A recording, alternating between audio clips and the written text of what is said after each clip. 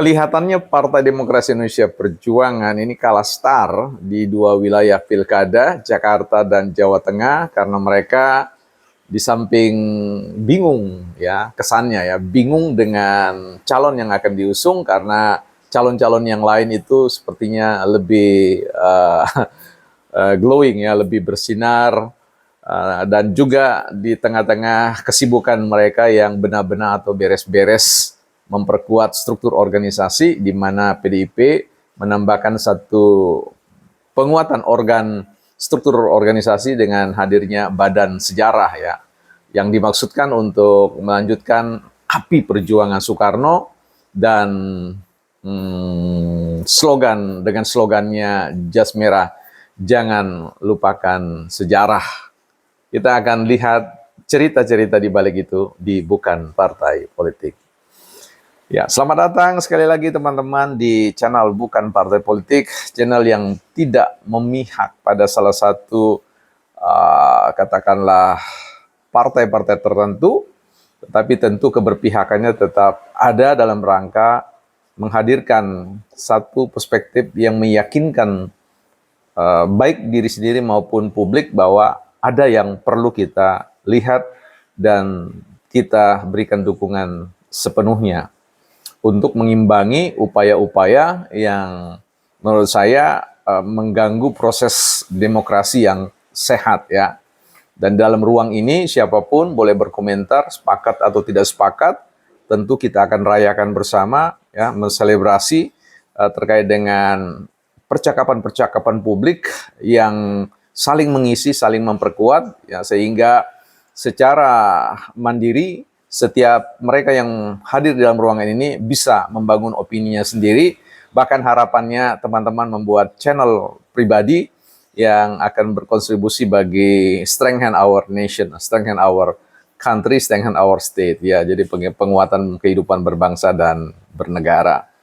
Nah, kita mau lihat ini ada satu sisi yang menarik dalam konteks ketika partai-partai lain, elit-elit sibuk untuk menghadirkan, ya, memperkenalkan ke ruang publik para calon-calon mereka yang akan diusung dalam laga, ya, laga jilid 2 ini laga jilid 2 yang nuansanya seperti pilpres ya, khusus untuk wilayah DKI sekarang ini atau Jakarta, dan kita bicara tentang wilayah Jawa Tengah yang kelihatannya lebih didominasi oleh satu ya kandidat yang tentu kita tahu punya pengaruh besar oleh karena adanya Jokowi Effect ya, atau efek Jokowi, yang sampai hari ini survei membuktikan bahwa keberadaan Jokowi, efek Jokowi tidak luntur atau tidak surut.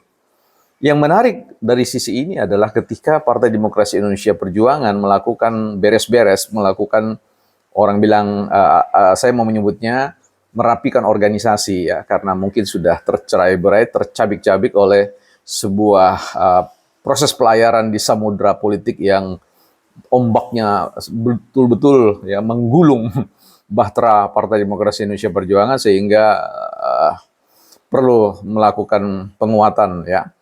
Nah, yang satu hal yang menarik di situ adalah hadirnya Badan Sejarah ya di dalam struktur internal Partai Demokrasi Indonesia Perjuangan yang dimaksudkan untuk mengingatkan api perjuangan Soekarno ya, dan juga dengan slogannya Jas Merah, jangan lupakan sejarah.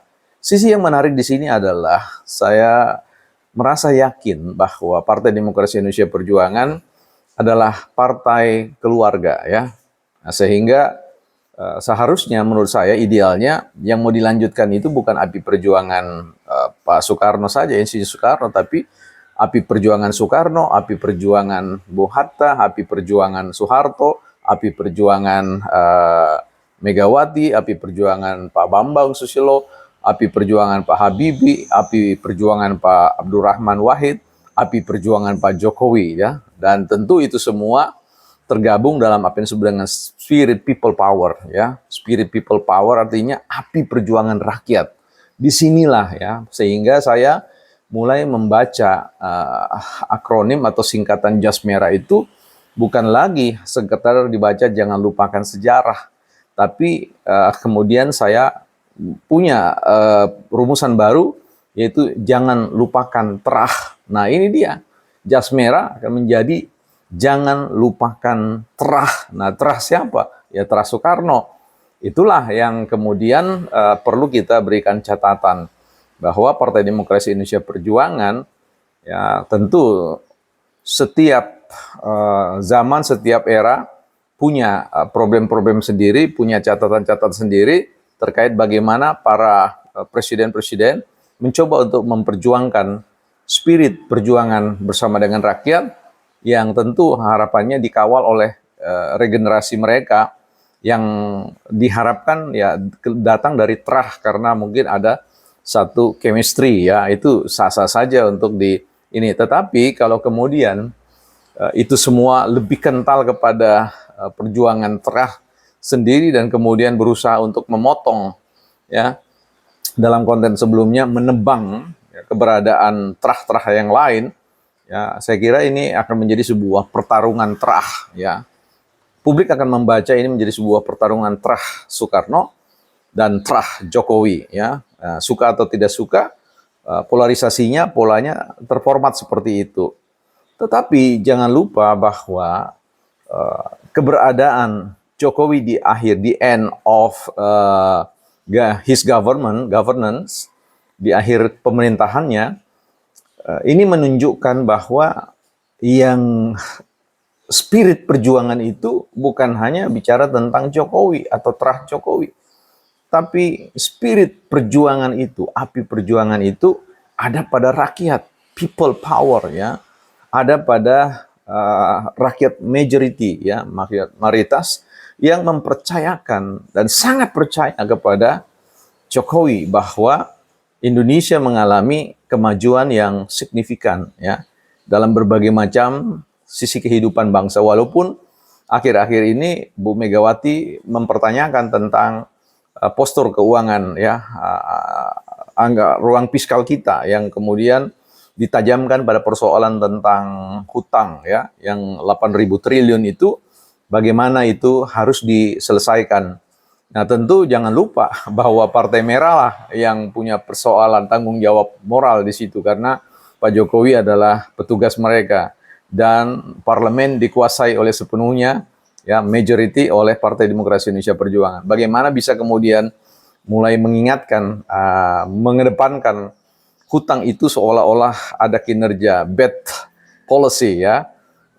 Dan kita tahu bahwa postur anggaran fiskal kita, anggaran pendapatan belanja negara itu selalu akan mendapatkan persetujuan bersama dengan anggota DPR. Jadi saya kira ini perlu kemudian disampaikan bahwa kepada publik, ya, membangun sebuah negara itu, manajemen negara bukanlah manajemen personal, bukanlah manajemen keluarga, tapi manajemen kolektif kolegial. Siapapun, ya, bangsa, siapapun rakyat Indonesia yang punya kompetensi dan tentu punya legitimasi dari rakyat, ya. Tanpa itu semua, saya yakin terah-terah apapun tidak berdampak. Toh nyatanya bahwa garis terah kepemimpinan presiden yang menyelesaikan jabatan dan katakanlah tanggung jawabnya tidak serta-merta diikuti oleh kesuksesan, ya, elektabilitas terah mereka. Dan disinilah kemudian tesis yang perlu kita hadirkan, bahwa berjayanya Pak Jokowi itu bukan semata-mata bicara tentang Pak Jokowinya, tapi bukan bicara soal efek Jokowi, tapi di sini efek people power, ya.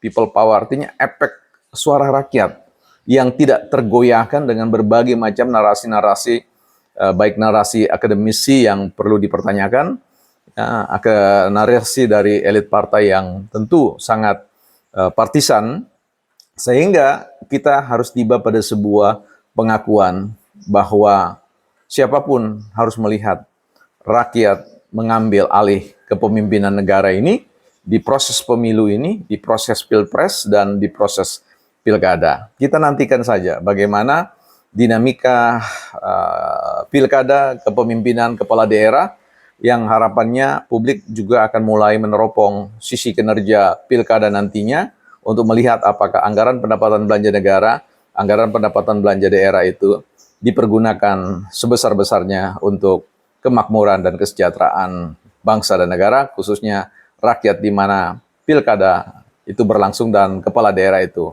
memimpin, bukan partai politik.